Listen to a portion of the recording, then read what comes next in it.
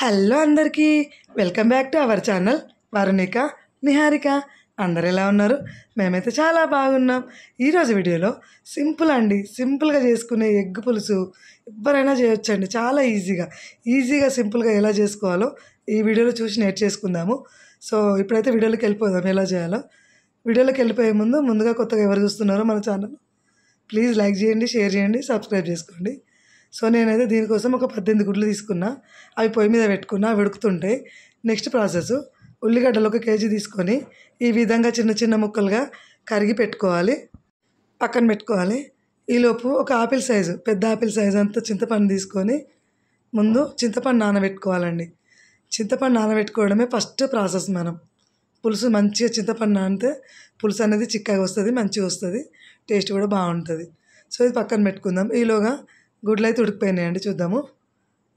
ఇవైతే ఉడికినాయి. ఇవి స్టవ్ నుంచి దింపి పక్కన పెట్టేసుకుందాము. ఈలోగా స్టవ్ మీద ఒక వెడల్పు గిన్నె పెట్టుకొని ఒక 3 టేబుల్ స్పూన్ ఆయిల్ వేసేసుకున్నాను నేను. వేసుకొని ఆయిల్ మంచిగా మరిగిన తర్వాత పోపు దినుసులు వేసుకోవాలండి. పోపు దినుసులు మంచిగా కలర్ మారిన తర్వాత పచ్చిమిరపకాయలు ఒక 7-8 వేసిన నేను. పులుసు కర్రీకి ఎప్పుడు కానీ పచ్చిమిరపకాయలు ఎక్కువ వేస్తే టేస్ట్ బాగుంటుంది. అవి కొంచెం కలర్ మారిన తర్వాత కరివేపాకు, మెంతాకు వేసుకోవాలి. పులుసు కూరలో ఇవి 2 వేస్తే ఫ్లేవర్ చాలా బాగా యాడ్ అవుతుందండి, చాలా మంచిగా ఉంటుంది. ఒక్కసారి మీరు కూడా వేసి చూడండి, మంచిగా ఉంటుంది. సో ఇది కొంచెం మంచిగా కలర్ మారిన తర్వాత ఉల్లిపాయ ముక్కలు వేసుకోవాలండి. ఉల్లిపాయ ముక్కలన్నీ మంచిగా కొంచెం మీడియం టు హై ఫ్లేమ్లో అడ్జస్ట్ చేసుకుంటూ గోలించుకోవాలి, మంచిగా కలుపుకోవాలి, ఫ్రై చేసుకోవాలి పోపులో. ఈ విధంగా చూడండి, ఇలా మంచిగా ఉంటుంది టేస్ట్. ఒకసారి మీరు కూడా ట్రై చేయండి, చాలా బాగుంటుంది. ఒక వెరైటీ కర్రీ. సింపుల్గా అంటే సింపుల్గా చేసుకోవచ్చు, చాలా సింపుల్గా. మూత పెట్టేసుకొని ఒక 4-5 నిమిషాలు మీడియం ఫ్లేమ్లో ఉడికించుకున్న ఉల్లిపాయలు చూడండి ఎంత మంచిగా ఫ్రై అయినాయి. ఇంకో కొంచెం అవ్వాలండి. మరొకసారి మూత పెట్టుకొని మళ్ళీ ఇంకొక 4 to 5 మినిట్స్ అయితే కుక్ చేసుకుందాం మీడియం ఫ్లేమ్లో. చూడండి, మీడియం ఫ్లేమ్లో కుక్ చేసుకున్నాం కదా 4 మినిట్స్. ఇప్పుడు చాలా బాగా కుక్ అయిందండి. ఇట్లా కుక్ అయితే సరిపోతుంది, మరీ డార్క్ బ్రౌన్ కలర్ రావాల్సిన అవసరం లేదు. ఈ టైంలో 1 టేబుల్ స్పూను పసుపు వేసేసుకోవాలి. అల్లం వెల్లుల్లి పేస్ట్ ఒక 1.5 టేబుల్ స్పూన్ వేసేసుకోవాలి. వేసేసుకొని మొత్తం ఈ ఆనియన్స్కి మొత్తం కలుపుకోవాలండి. మొత్తం ఆనియన్స్కి మంచిగా కలిసేలాగా పోపులో. చూడండి, ఆయిల్ కూడా కనిపిస్తలేదు కదా, ఎక్కువ పొడిగానే ఉంటుంది. ఆయిల్ కూడా ఎక్కువ ఏం పోసుకోలేదు మనం. దీనికి ఎంత అవసరమో అంత పోసుకున్నాం. 3 పావులు అంటే 6 టేబుల్ స్పూన్ల ఆయిల్ అన్నట్టు. కొంచెం ఎక్కువ క్వాంటిటీ కాబట్టి ఎంత సరిపోతుందో అంత పోసుకుంటే సరిపోతుంది. ఈ విధంగా కలుపుకున్న తర్వాత మళ్ళీ ఒకసారి మూత పెట్టేసుకోండి. మూత పెట్టుకొని ఒక 4-5 నిమిషాలు ఇప్పుడు కూడా మళ్ళీ మీడియం ఫ్లేమ్లో. చూడండి ఎంత మంచిగా కుక్ అయింది కదా. ఇప్పుడు కారం వేసేసుకోవాలండి. ఒక 2.5 టేబుల్ స్పూన్ వేసుకోవాలి కారము.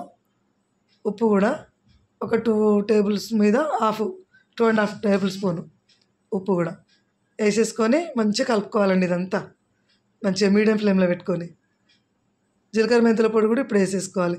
జీలకర్ర మెంతుల పొడి ఫ్లేవరు పులుసు కూర ఎప్పుడు చేసినా కూడా, ఏ పులుసు కూరన్నా కానీ, చేపలు కానీ, రొయ్యలు కానీ, ఈ ఫ్లేవర్ ఎంత బాగుంటుందంటే ఒక్కసారి మీరు ఎవరైతే అవి ఫ్లేవర్ తెలియని వాళ్ళు ఉంటారు కదా, వాళ్ళు ఒక్కసారి ట్రై చేసేయండి.